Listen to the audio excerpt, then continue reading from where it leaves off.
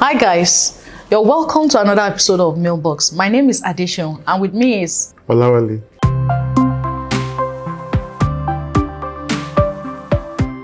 On this episode of Mailbox, we'll be addressing different mails from different people all over the world. Our first mail today is from Dapo, Nigeria.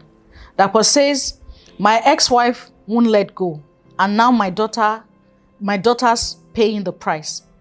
I left a toxic marriage 3 years ago, about 4 years though. My ex-wife hasn't moved on. She throws shade at me and my new wife online. We share a daughter, so I can't cut ties completely. But lately, my daughter is growing in distance and I fear her mom is turning her against me. How do I protect my relationship with my child without fueling more drama? So, this is actually a very deep conversation that transcends a mere relationship. Mm-hmm. So when you have, when you cut ties, so when people think that marriage is just two people coming together and all of that, when you have to sever ties with people, it goes beyond the divorce papers. It's a lot more deeper than that. So people think marriage is just a legal contract. It's also a very spiritual contract. So what you have is that a person finds it extremely difficult because the woman is probably upset about that particular situation, and having been upset about that situation is feeding this other person. Now, the only way to cut ties completely, or which you can actually cut ties completely, is to begin to pray for the woman, because that toxicity that she has will fuel the basis for that daughter's relationship. And let me tell you, the truth is that there's a tendency for that daughter also to be in that same situation when she grows up. So the only way, or the best possible way for that person to succeed, not just in cutting ties, but to actually mend that relationship, because healing has to be done. Once there is no proper healing being done in the life of that person, she will keep putting the negative things into the daughter. And after some time, that daughter will grow resentment, for the father. And eventually grow resentment for the mother, because these things actually just circles back. It's a cycle of some sort. And this thing never ends. So one of the first things we do is that when God said, it says, a man will live and cleave, which means that when it says what God has joined together, let no man put asunder.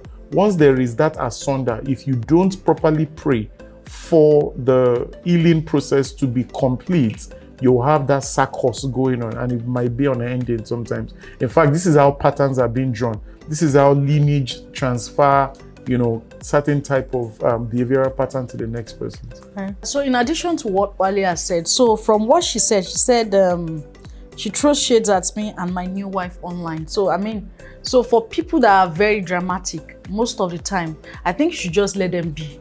Because after a while, it's going to fizzle out.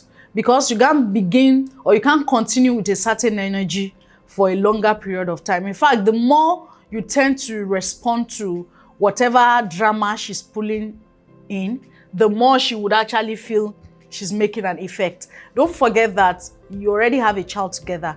Let them be. I'm sure they will come around after a while. While you pray for them, I don't think you should try and convince or confuse anybody on why they should stop doing what they are doing. She's already becoming an adult. She will begin to form a lifestyle. She'll begin to know certain truth. She will begin to know what she wants for herself. All you just need to pray for is clarity, wisdom, knowledge. Pray for patience to be able to deal the issue. So pretty much, I think all you just need to do is to, from Wale's advice and then in combination with what I'm saying, continue to pray for them and just let the matter be. Because don't forget that there's another person involved, which is your current wife. You don't want it all messy, and it's a beautiful home. You don't want to start having issues that have to do with your previous marriage. So just focus on your marriage now. Let your wife really know who you are. So don't let them begin to put words into her head. And then don't let the social media space control you or control your emotions. And then your daughter's attitude towards you too might not be looking good now, but I'm sure she will come around. Later, she will know the truth. Scripture says you know the truth, absolutely. And the truth will set you free. So pretty much, Dapo, I think we've been able to address your mail to a certain extent.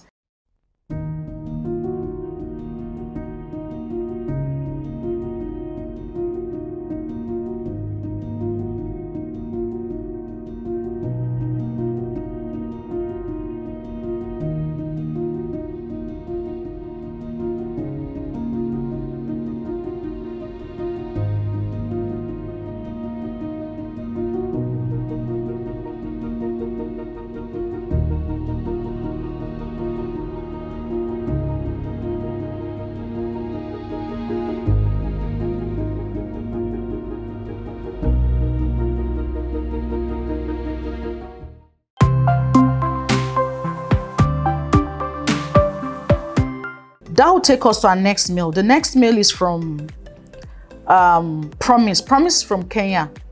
It says, do good people really win? I try my best to be kind, honest, and do right by others. But lately, I feel the people who lie, cheat, and manipulate seem to get ahead faster at work, in relationship, even socially. Meanwhile, I keep getting overlooked or taken for granted. Is there even a reward for being a good person anymore? Or am I just being naive? So you're not just being naive. And sometimes it feels like people are getting the short end of the stick when certain things happen. So let me tell you a quick story. So when you look at and I'm going to just refer you back to what's it called now, the scriptures. So when Joseph was going to get into the promise of God, the fulfillment of the promise of God in his life, the first thing was that he was sold. How can somebody receive a promise from God that says that the entire world will, first of all, all your brothers will bow down to you? Right. The second time was that your parents will bow down to you. And how is the fulfillment of that promise leading to me being sold by my own brothers? And then not only that, you got lied on by your boss's wife. And then after that, it looks like even when you were in prison, it was downhill, to the point where it feels like this thing is never going to happen again. Right. So what God does is that in the process of you being lied upon, in the process of you being cheated, God is helping you to build character. Now, a lot of people miss out on those times, because when events of life begins to unfold, when people lie on you, when people cheat you, when people do those kind of things to advance the course of their lives, what God is doing to you is to understand that this is a building phase. Right. If you miss out on that building phase and get drawn into what we call bitterness, envy, and strife, you will truncate what God has planned for you. So a man, for instance, goes through that particular process, build a strength of character, understand what empathy is about. And so when you get to that point, when you get to the point where God wants you to be, you look down and then you are able to understand the different dynamics of human beings. Right. That they were looking at it from a myopic point of view. If they had known, like the scripture says, it says, if they had known, they would not have crucified the Lord of glory. If they knew that the death was the purpose of Jesus, they would not have touched him. Right. But the moment they started doing all of those things, it was in the final thing, let me use the word like checkmate. They realized that this actually was the plan all the while. So when people are going through several things and several challenges, but you must be aware of the plan. Because if you're not aware of the end goal, it becomes very difficult for you to actually even play along with what those things are. So there will be delayed gratification. There will be promotional exercises that you would never get. There will be several things and you look like a fool. You look like nothing is happening to you. In fact, you might get to the point where a landlord is throwing you out of the house because of some of the things that could have happened. But if you miss out on those points, because you must know the end goal, that's where the major problem of everybody is. So when you speak about Hebrews, for instance, Hebrews says, it says, looking unto Jesus, the author and the finisher of our faith, who for the joy that was set before him, he endured the cross. So the duty of every man essentially is to go into God and find out what their purpose is. So when you find out your purpose is, you will not be shocked when people betray you. So when somebody betrays you, you won't be shocked that, why did they do that? You even throw tantrums. When people do certain things to you and they will look at you that, why are you so calm in all of these things? So this man, for instance, needs to find out what his purpose is. Once you know what your purpose is, when people, there's a politician in Nigeria, who has attained certain heights, he understood. He really understood that it would, when you have people around you, there will be folks who will betray you, and you don't get upset about that. It's part of the entire plan. Once you know that that's part of the entire plan, you would actually advance the course of your life. Yeah. In understanding purpose, I'll take a cue from Joseph's story, because it was one of the study I've been doing lately. All right. So I think what God does is that even when you identify that purpose, it doesn't show you that journey. Because for a human being, once you know the journey and it's transparent, you might run away from the journey. So imagine Joseph knowing that after going to the pit, he will be sold. Potiphar's wife will try to want to sleep with him. He will be in the prison. He wasn't only in the prison. After trying to help guys to interpret dream, he was forgotten again. 2 years again. They left him there. So at the end of the day, it's looking like Joseph was the one that did all the dirty jobs for everybody. Everybody that didn't catch the purpose from the beginning. At the end of the day, they still came to enjoy whatever thing that the whole conversation is about. I like what you're saying. So the interesting part of it is that even the brothers, they were fulfilling their own. In fact, if they had failed not to sell him, he would not have been there. That is it. So initially from his story, there was a bit of naivety, because for every time he had a dream twice, and you still keep coming to tell your enemies, because you keep coming to tell them. You don't know that process of even coming to tell them is God helping you. It looks like this guy is so foolish and careless. Why would you have a dream and not keep it to yourself? Why are you saying it out? So long and short is that from what this guy have said, it's important for you to know that if the journey is even smooth, you have to be wary. Because sometimes you think you are ready, you are not ready. But God is not even ready for you. So you think, oh, I deserve to be promoted. You don't deserve it yet. It's not yet cooked. It's still half baked. So it's good that you key into God's promises. And while you're keeping to God's promises, be obedient.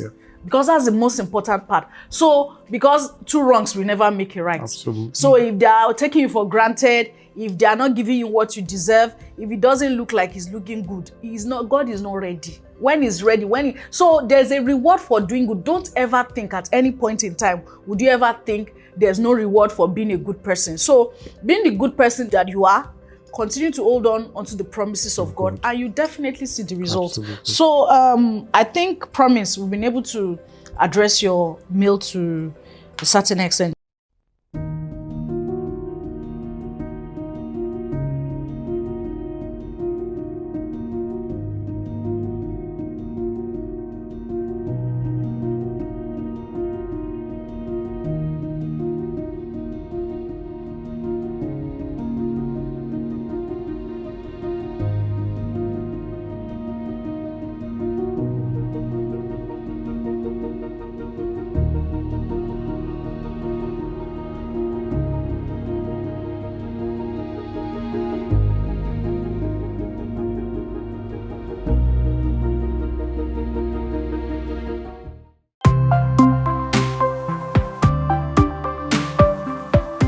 That will take us to our last mail from today. That's from Anthony. Anthony is from Trinidad and Tobago. Her job makes me uneasy. My girlfriend is a massage therapist, mostly working with men. She's never given me a reason to doubt her, but lately I'm feeling uncomfortable about how close the jobs makes her to clients. Am I just being insecure? Well, something must have triggered the insecurity. Right. Every job has an hazard to it. Occupational hazard. So even if she wasn't a massage therapist, even if she was selling things to female alone, there is still the tendency for certain things to happen. And so it's one of the reasons why every man must find their security not in another person, but in God and in themselves, which is the fact that you have to deal whatever it is that has brought up insecurities in your mind. Now, there is also the tendency that the enemy is also playing up a lot of things in your mind or in his mind to make him feel that, what if something happens? What if something doesn't happen? What if your girlfriend is a different person entirely? Now, the truth about the matter is that the lady in question might be doing every single thing possible to make you feel comfortable. And to what end? When does it end? At what point would you be secure? Would she have to put a video every time she's massaging? Because there are certain conversations that are there. I mean, even in cases where you don't have that level of close proximity with people, all right, there will still be issues at some point. You could even be you going by yourself on the road. Would you be able to go against those ones that are going by the road? Because it's the relationship that's the trust level, and that's why we say trust is absolute. Even when things happen. So do you hold your own game tight? Which means that, are you doing what you're supposed to do?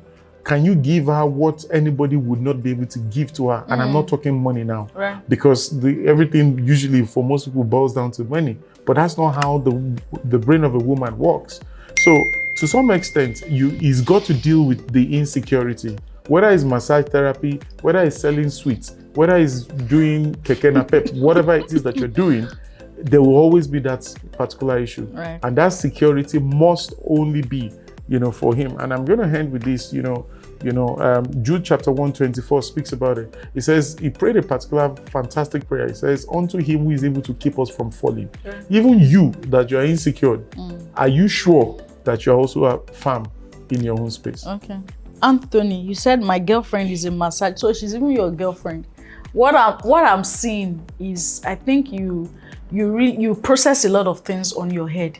So before you become partners like husband and wife, you get married, I think you should open up on your line of communication. So whatever profession that anybody is taking up, I think it's also important that their partner knows the hazard, knows the intricacies, knows all the intricacies of that job, so that we won't fill in the blank ourselves. So for you, I would advise that I think you talk more, since that is one of your insecurities, as far as, because you said she's never giving you a reason to second guess her. So the implication is that whatever you are cooking on your head, you could cook it more, you could play it down.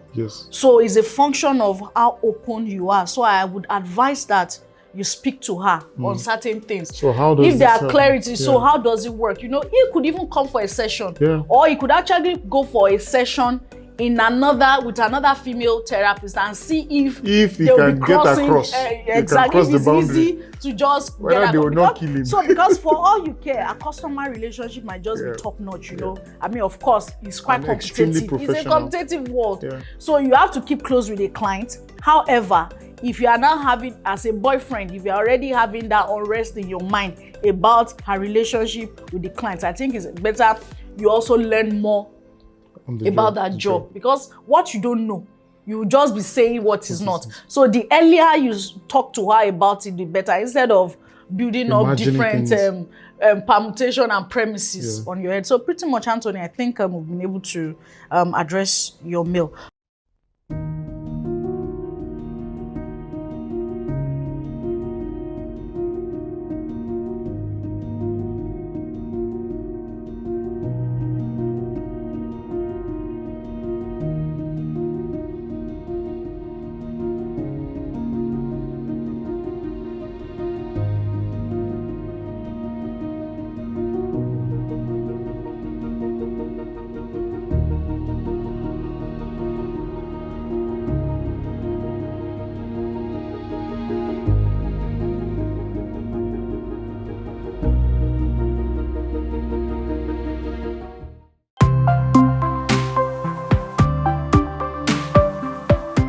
So guys, that'll be all on this episode of Mailbox. Till next time, my name is Adesho. And I'm Olawale. Peace.